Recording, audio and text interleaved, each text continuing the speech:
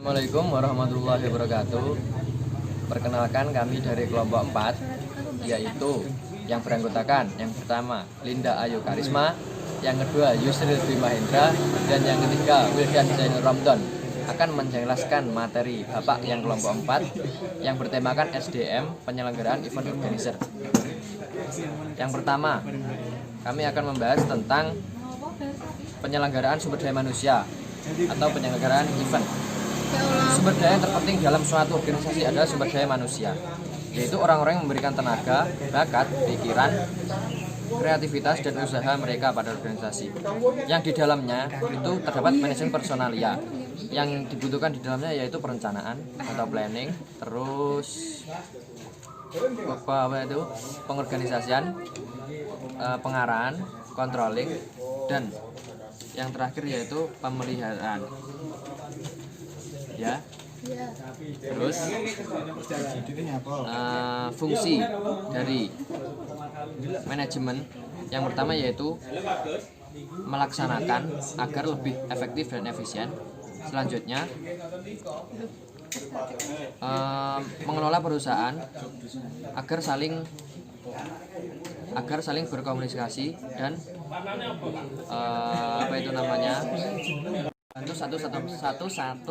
membantu satu anggota dengan anggota lain.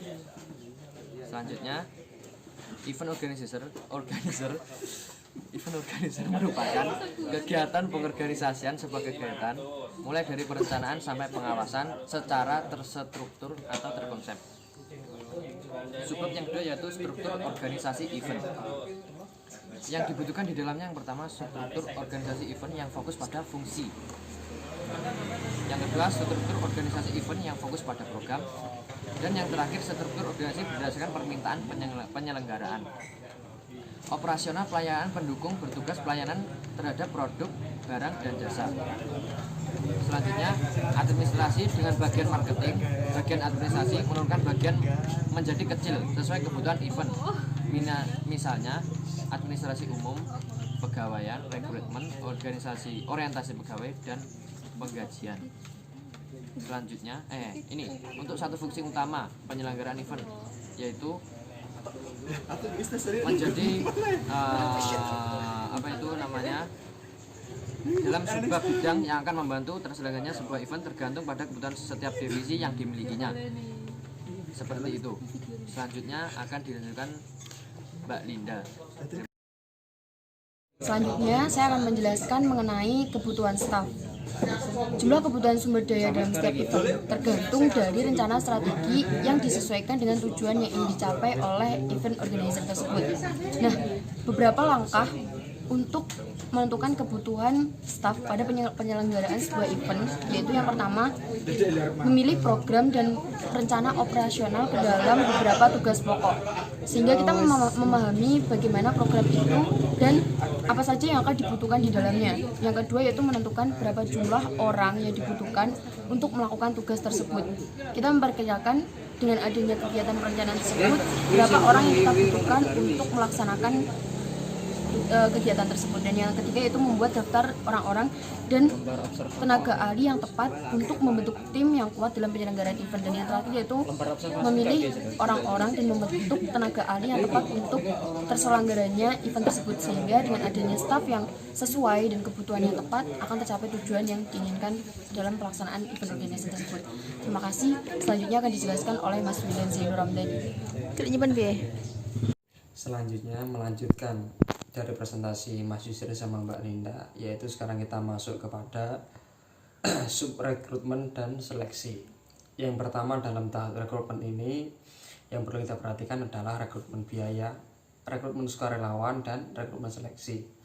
Dan adapun untuk seleksinya itu sendiri yaitu kita harus mempertimbangkan posisi yang dilamar. Selanjutnya yaitu latar belakang calon pegawai. Selanjutnya yaitu alasan calon pegawai ingin terlibat dalam event. Dan selanjutnya yaitu kelebihan dan kekurangan calon pegawai event.